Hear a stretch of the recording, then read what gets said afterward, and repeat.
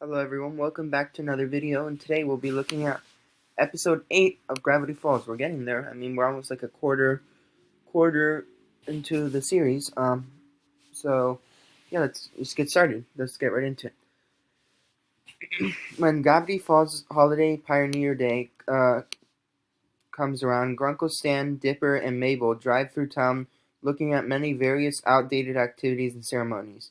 Grunkle Stan utterly hates Pioneer Day and tries to escape, but in vain. Later, Sheriff Blubbs calls the town to the Pioneer Day commencing ceremony. Uh, and hold on, where was it? Oh yeah, where Pacifica Northwest gives a speech about her great-great-grandfather Nathaniel Northwest. Pacifica asks for volunteers to say something about themselves, and of course Mabel comes up. But Pacifica makes Mabel feel embarrassed by telling her she's way too silly to participate, and Mabel decides she has to be more serious than ever be silly, and proceeds by taking off her nacho earrings and her sweater and putting her serious face on. Meanwhile, Stan gets thrown into the stocks after threatening the mechanic. He is then pelted with tomatoes by Gideon after mocking his outfit. Dipper then remembers an article in his journal that says Nathaniel Northwest may have been a town fraud. Mabel decides that solving a mystery will prove that she can be serious.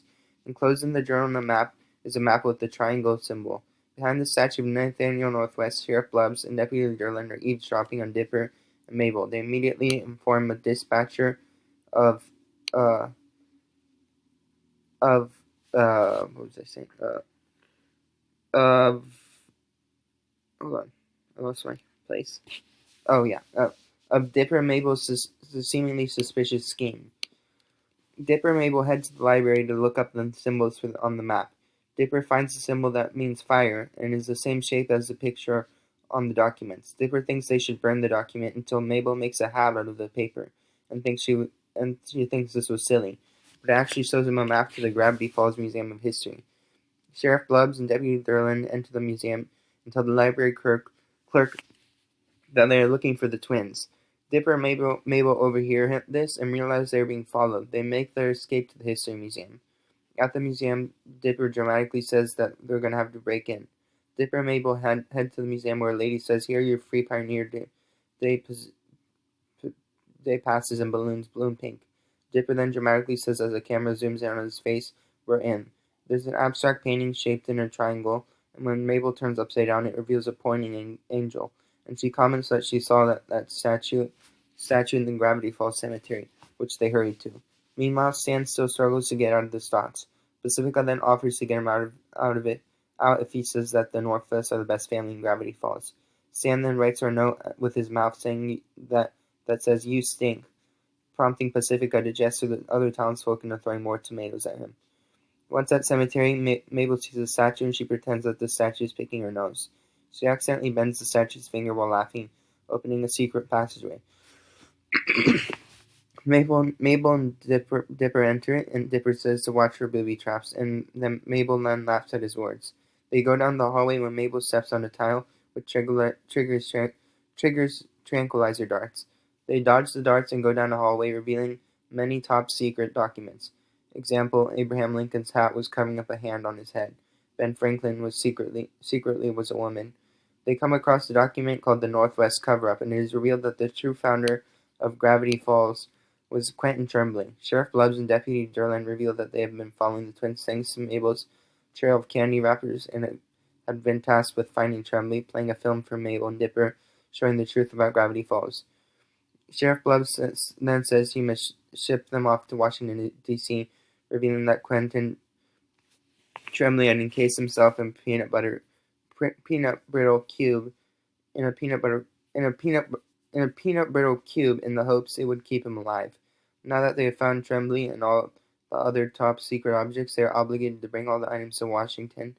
Blub tells Dipper and Mabel that since they found out about the secret, he can't just let them go around talking about it. Dipper, Mabel, and Deputy Durland are afraid that Blubbs will kill them. Blub reassures them he will not do such a thing.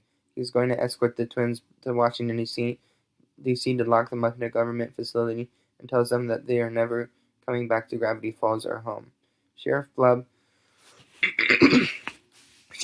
and Deputy Durland get on a train bound for Washington, D.C., having trapped Dipper and Mabel in a giant crate along with the still encased Trembling.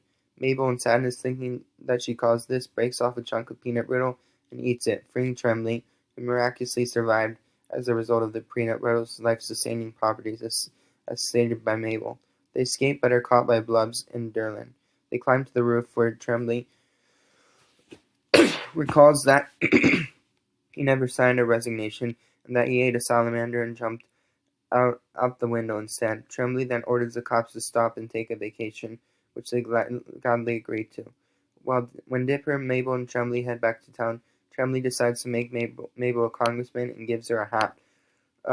Dipper receives the president's key, which can open any lock in the whole America. Back in town, Mabel accepts her silliness and doesn't care if Pacifica knows the truth or not. But Dipper shoves the proof in Pacifica's face, calling her family a sham and telling her to deal with it. He then says that revenge is underrated and that it felt awesome. After Tremblay departs, the twins then use the president's key to get sand on the stocks. During the end credits, it shows Quentin, Tremblay, and the babies of the Supreme Court. Tremblay is trying to discuss things, but it's hard with 4 babies, and Quentin comments that it is a dark day for America. I'm losing my voice a little. Jeez. And that was Irrational Treasure. I guess I've just been reading so much because I've been reading like a lot, like all these. That's like probably like 50 paragraphs that I've read so far. Maybe more, maybe less, something around that. But I've read synopsis of 7 whole episodes, 8 at this point. All right, so what I thought of this one, it was pretty goodish. I'd give it maybe like a 3.5 out of 5 or a 4. It wasn't the best one, but it was pretty good. And I'll see you guys next time for episode, I think, 9. I think that's right. Yeah, okay. Bye.